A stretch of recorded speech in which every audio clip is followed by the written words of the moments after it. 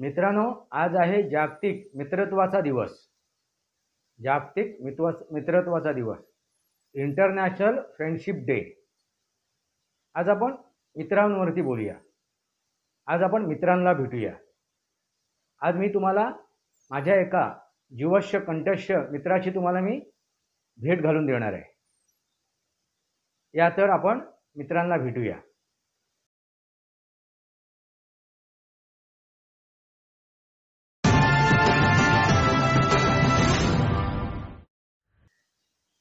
नमस्कार मित्रांनो, वास्तवावर बोलू काहीतरी या शृंखलेमध्ये पुन्हा एकदा आपलं स्वागत. सनातनी वास्तव या माझ्या शृंखलेमध्ये पुन्हा एकदा आपलं स्वागत. बोलायचं तरी काय या माझ्या शृंखलेमध्ये पुन्हा एकदा आपलं स्वागत. मी आपला मित्र राजेश वासंती साबाजी केळुस्कर. मित्रांनो, वास्तव, मी तुमच्यासमोर वास्तव ठेवतोय. आज आपण चर्चा करणार आहोत मित्रत्वावरती. मित्र म्हणजे काय, मित्र म्हणून आपल्याला एकमेकाला आपण समजून घेणार आहोत. मित्रांची ओळख आपण करून घेणार आहोत. माझे जीवश्य कंठस्थ मित्रांची तुम्हाला मी ओळख करून देणार आहे. मित्रांनो, आधी मी माझे जे श्रोतेगण आहेत, माझे जे चाहते आहेत, माझे जे प्रेक्षक वर्ग आहे, अशा माझ्या मित्रांना मी आव्हान करतोय. त्यांनी मला काय करावं, सपोर्ट करावं. मला एक उभारा द्यावा. माझ्या मागे त्यांनी उभं राहावं. माझे व्हिडिओ त्यांनी शेअर करावे. माझे व्हिडिओ बघितल्यानंतर त्याला लाईक करावं आणि त्याला कमेंट्स करावेत.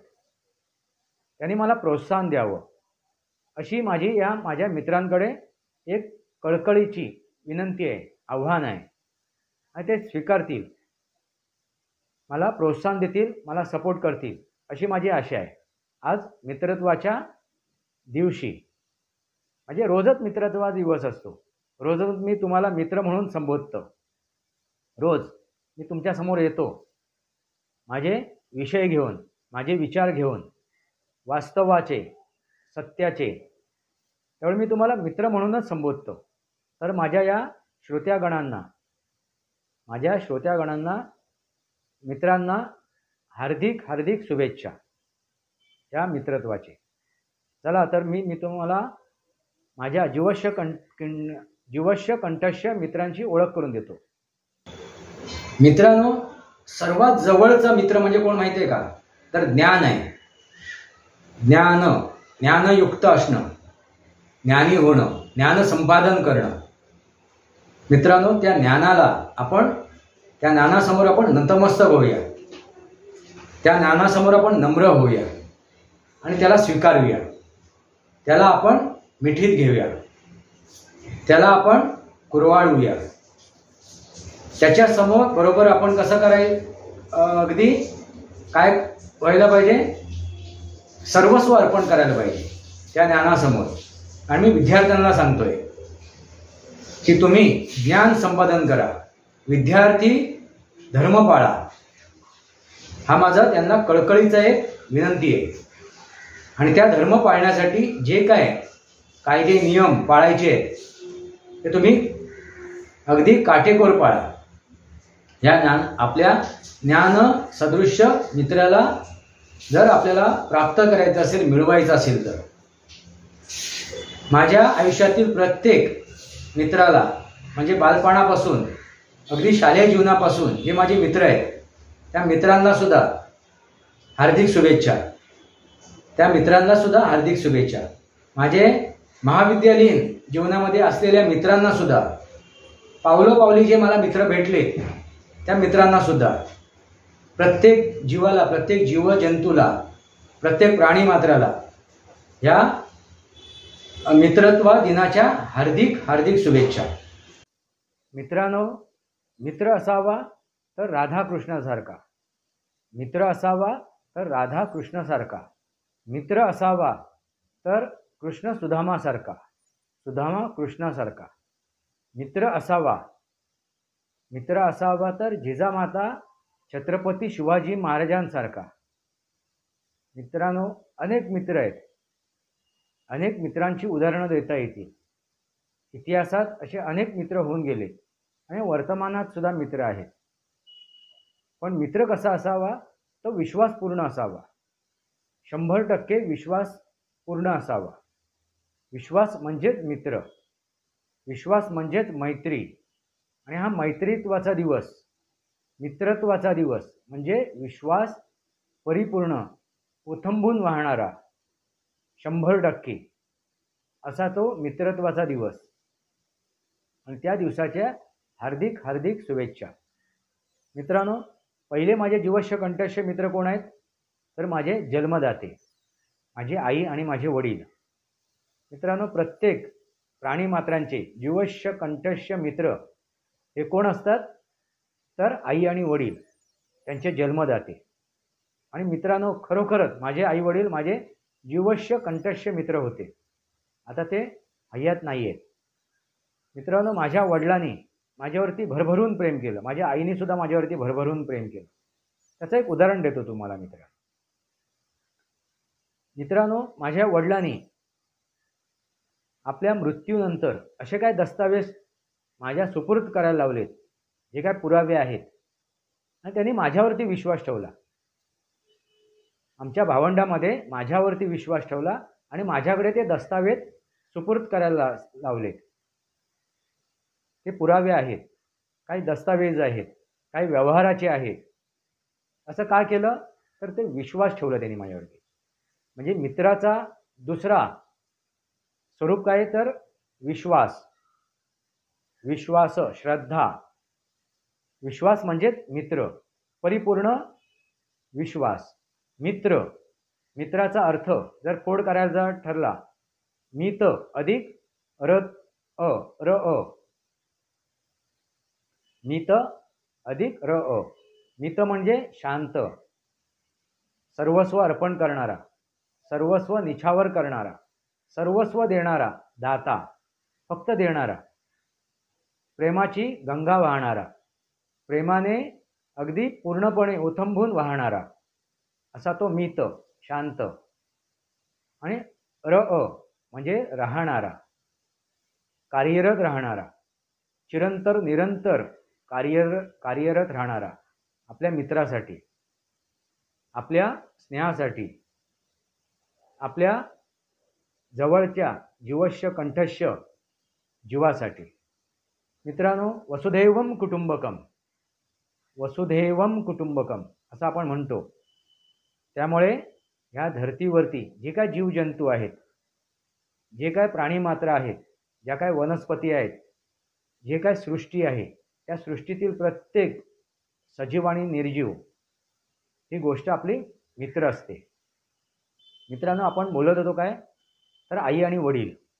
वडिलांचं तुम्हाला मी उदाहरण दिलं, तसंच मी माझ्या आईचं एक उदाहरण देतो.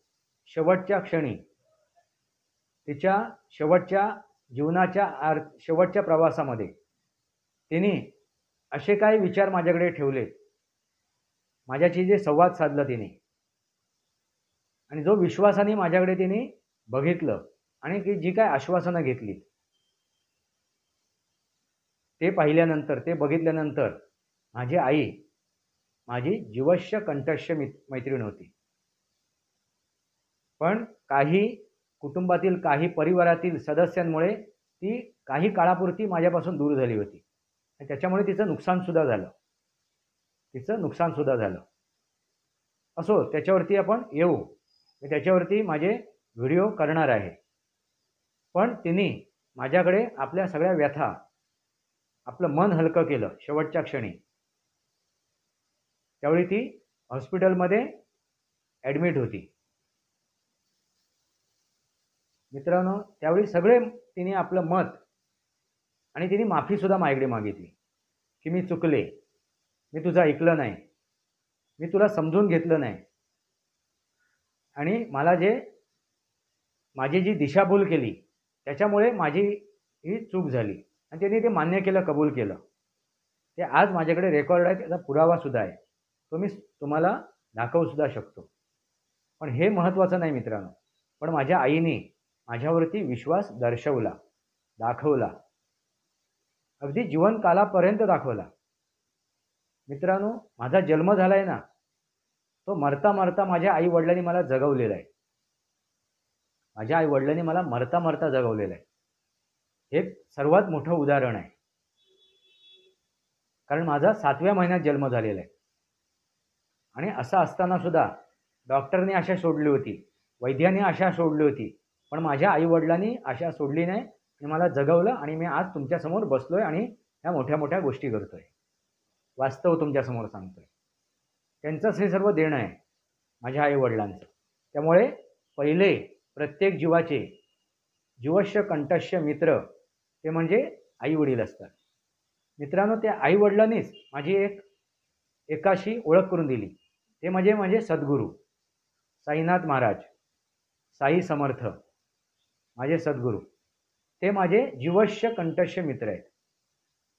ते माझ्या जन्माच्या अगोदरसुद्धा माझ्यासोबत होते, जन्मानंतरसुद्धा आहेत आणि माझ्या अखेरच्या श्वासापर्यंत असणार आहेत आणि त्यानंतरसुद्धा माझ्या मृत्यूनंतरसुद्धा ते माझ्यावर असणार आहेत. असं एकमेव माझा मित्र जो माझ्या जन्मापूर्वी, जन्म झाल्यानंतर आणि माझ्या मृत्यूपर्यंत आणि मृत्यूनंतरसुद्धा असणार आहे. असा माझा मित्र, माझा स्नेही, माझा सखा, तो म्हणजे माझे माझे सद्गुरू, माझे साईनाथ महाराज. मग तुम्ही स्वामी समर्थ म्हणा, गजानन महाराज म्हणा, रामदास स्वामी म्हणा, काही म्हणा त्यांना, सबका मालिक एक.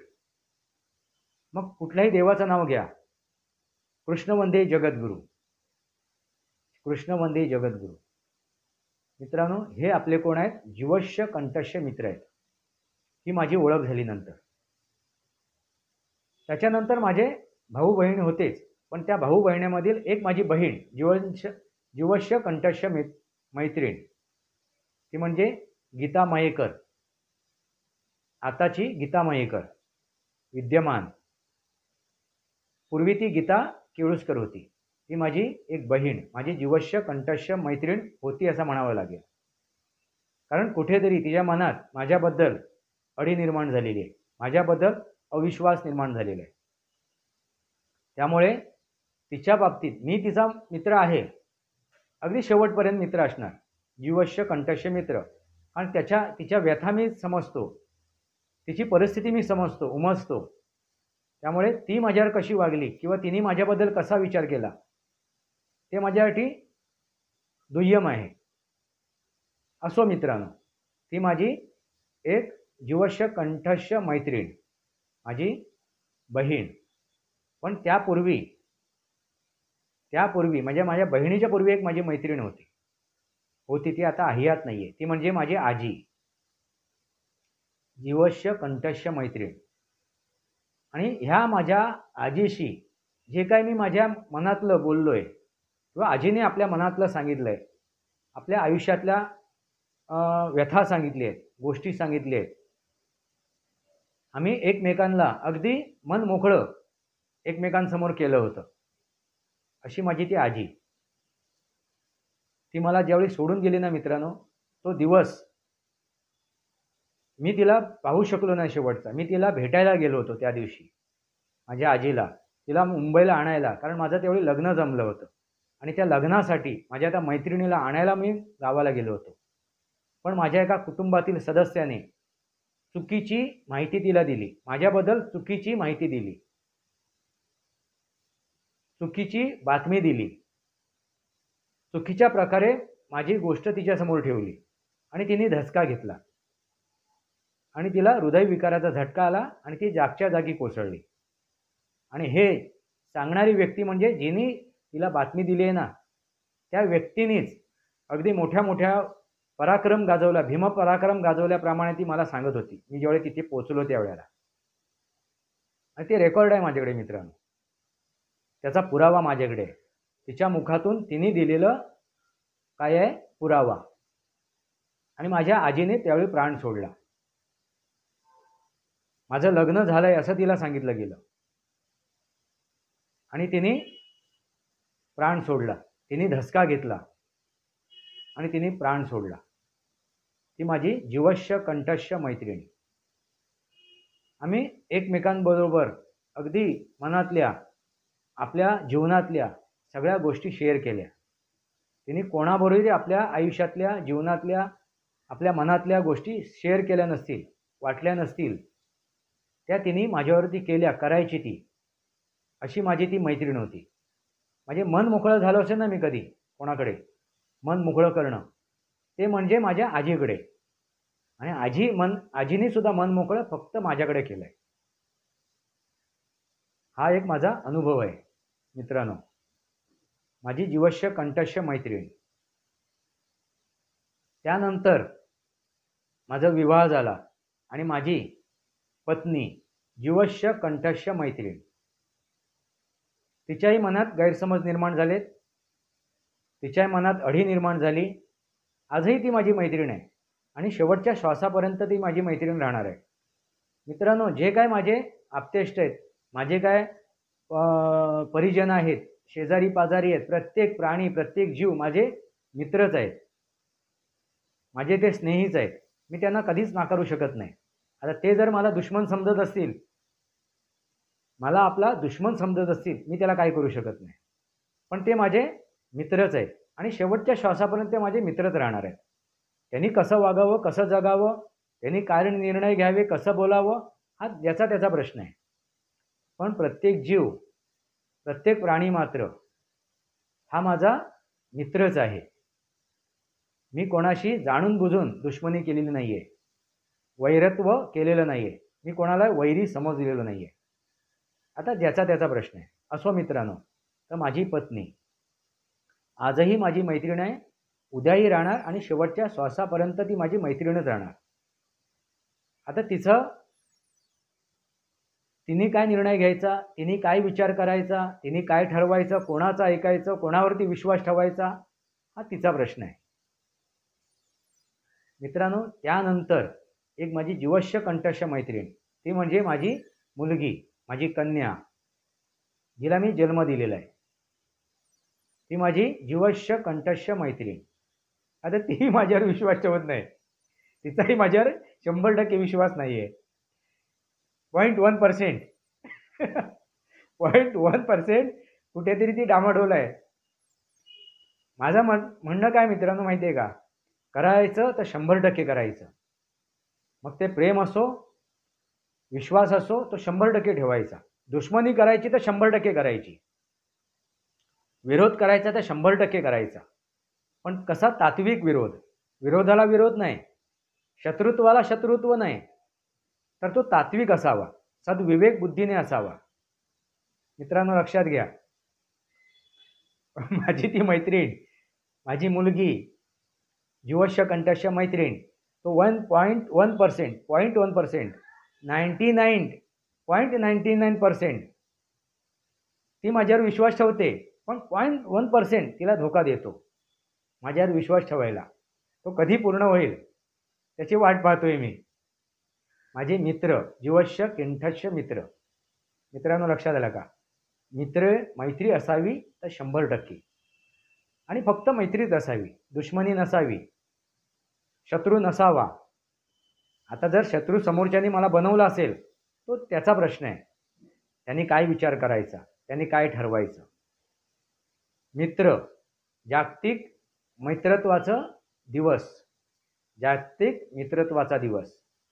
आणि माझे जीवश्य कंठश्य मित्र जे माझ्या जन्मापूर्वी होते आणि मृत्यूनंतर सुद्धा असणार आहेत, आणि जन्मापासून आणि मृत्यूपर्यंत आहेत, असं एकमेव म्हणजे माझे सद्गुरू साईनाथ महाराज. म्हणून मी एक स्लोगन बनवलं आहे. तो काय आहे, साईनाथ बोलो और किधर भी चलो, साईनाथ बोलो किधर भी चलो, यदा यदा हि धर्मस्य ग्लानिर्भवति भारत, अभ्युतानाम अधर्मस्य तदात्मानाम सुजाम्य. सर्वात जवळचा मित्र म्हणजे कोण, तर धर्म, अधर्म नव्हे, धर्म. धर्माने चालायचं, धर्मावर चालायचं, धर्मानुसार कर्म करायचं, धर्मानुसार कर्म करायचं. म्हणजे धर्म कुठला, तर सत्कर्म, सत्कर्म, सुकर्म, सत्य आणि फक्त सत्य. त्या पदावर, त्या रस्त्यावर चालायचं, त्या मार्गावर चालायचं आणि ते कर्म करायचं. तोच काय आहे? धर्म आहे, सनातन धर्म. विज्ञानाचा आधार घेऊन जगायचा, विज्ञानावरती चालायचा. सर्वात जवळचा मित्र कोण आहे? तर विज्ञान. फक्त आणि फक्त विज्ञान. विज्ञानावरती विश्वास ठेवा, या सृष्टीवरती विश्वास ठेवा आणि विज्ञानावरती चाला, सृष्टीनुसार चाला. निसर्गाचे नियम पाळा. निसर्ग हा आपला सर्वात जवळचा मित्र आहे मित्रांनो. डॉक्टरचे नियम पाळायची गरज नाही, निसर्गाचा नियम पाळा. प्रत्येक जीवजंतू हा निसर्गाचे नियम पाळतो, म्हणून त्याला डॉक्टरकडे जावं लागत नाही, वैद्याकडे जावं लागत नाही, ना मानसोपचार तज्ज्ञाकडे जावं लागते, कोणाकडे जावं लागत नाही, कारण तो निसर्गाचा नियम पाळतो. आणि सर्वात जवळचा मित्र म्हणजे निसर्ग. जीवश्य कंठश्य मित्र म्हणजे निसर्ग, जीवश्य कंठश्य मित्र म्हणजे विज्ञान आणि फक्त विज्ञान. मग त्या विज्ञानामध्ये रसायनशास्त्र, जीवशास्त्र, भौतिकशास्त्र, खगोलशास्त्र, मानसशास्त्र, वास्तुशास्त्र, बरेच शास्त्र आहेत, बरेच विज्ञान आहेत, बरेच शाखा आहेत. त्या प्रत्येक शाखा आपल्या काय मित्र आहेत. मन वढाय वढाय उभ्या पिकातलं ढोर, किती हाकल हाकल पिर येई पिकावर. आपलं मन हा आपला मित्र आहे. त्या मनाला आपल्या कंट्रोलमध्ये ठेवणं, लगाम बांधून ठेवणं, त्या मनाला काय करणं? लगाम बांधणं, कंट्रोलमध्ये ठेवणं, ताब्यामध्ये ठेवणं, तरच तो आपला मित्र होऊ शकतो. बहिणाबाई चौधरींनी सांगितलं, मन वढाय वढाय उभ्या पिकातलं ढोर, किती हाकल हाकल परी येई पिकावर. मन चंचल चंचल होतं भुई, आता होतं भुईवर, गेलं गेलं आभाळात. मन जहरी जहरी साप विंचू. मित्रांनो लक्षात घ्या, मन इतका जहरी आहे की साप विंचू सुद्धा परवडला, त्याचा विष सुद्धा परवडला, पण मन विषारी झालं तर त्याच्यावरती उपचार नाही आहे. म्हणजे मन विषारी कधी होते? अविश्वास निर्माण करून, शंका घेऊन, अविश्वास निर्माण करून, शंका घेऊन. तो एकदा झाला, काम क्रोध लोभ मोह मदमत्सर, आणि जर तो ग्रस्त झाला मन, तर तो जहरी होतो, विषयुक्त होतो, आणि मग त्याच्यावर उपाय काही नाही, त्याच्यावरती उपाय काही नाही. मग आपला मन सुद्धा आपला मित्र आहे, त्याला शत्रू बनवू नका. षडविकारने ग्रस्त करून त्याला शत्रू बनवू नका, तर त्याला मित्र बनवा. षड आकाराने युक्त होऊन, शर आकाराने युक्त होऊन तुम्ही त्याला मित्र बनवा. हा तुमचा मित्र आहे. आता मित्र कोण आहे तुमच्या लक्षात आलंच असेल. आणि मित्रांनो, परत एकदा माझे श्रोतागण आहेत, माझे जे चाहते आहेत, माझे जे श्रोतागण आहेत, चाहते आहेत, त्यांना मी परत नम्र आवाहन करतोय. तुमच्या सहकार्याची, तुमच्या मदतीची, तुमच्या प्रोत्साहनाची गरज आहे. तुम्ही माझ्या मागे असेच उभे राहाल. आणि मित्रांनो, मी तुमच्यासमोर वास्तव ठेवतोय. मी फक्त तुमच्यासमोर मनोरंजन करायला आलेलो नाही आहे, मनोरंजनच फक्त करायला आलो नाही आहे, तर मी तुमचं काय करतोय? प्रबोधनही करतोय. तुम्ही माझं प्रबोधन करा, मलाही मार्ग दाखवा, मलाही मार्गदर्शन करा. तुमच्या कमेंट्समधून, तुमच्या विचारांमधून मी कुठे कमी पडत असेल, चुकत असेल, तर तुम्ही माझा कान पकडू शकता, कारण तुम्ही माझे श्रोते आहात. तुमच्याबरोबर मी चर्चा करतोय, तुमच्याबरोबर मी संवाद करतोय, तुमच्यासमोर मी माझी मतं मांडतोय. मी असं म्हणत नाही, मी म्हणतोय तेच बरोबर आहे, मला सर्व अक्कल आहे, मी सर्वज्ञानी आहे, असं मी कधीच म्हणत नाही. आणि मी ते मानत नाही, कारण प्रत्येक जीव प्रत्येक क्षणाला शिकत असतो, ज्ञान संपादन करत असतो. त्याचा अभ्यास, ज्ञान संपादन करणं आयुष्यात कधी संपत नाही. त्यामुळे सर्वात जवळचा मित्र म्हणजे ज्ञान. सर्वात जवळचा मित्र म्हणजे कोण आहे? तर ज्ञान. आणि हे जर ज्ञान प्राप्त झालं, तुम्ही ज्ञानी झालात, तरच तुम्ही सर्व गोष्टीवरती मात करू शकता. मग सर्वात जवळचा मित्र कोण आहे? तर ज्ञान आणि ज्ञान. मित्रांनो, लक्षात आलंच असेल. वास्तवावर बोलू काहीतरी या शृंखलेमध्ये, या शृंखलेला सबस्क्राईब करा, बेल आयकॉन दाबा, माझे विचार पडेल लाईक करा, आपले विचार कमेंट बॉक्समध्ये लिहा. तुर्तास इतकंच. भारत माता की जय, वंदे मातरम. जय भारत, जय महाराष्ट्र, आणि जय सनातन, आणि जय मैत्री.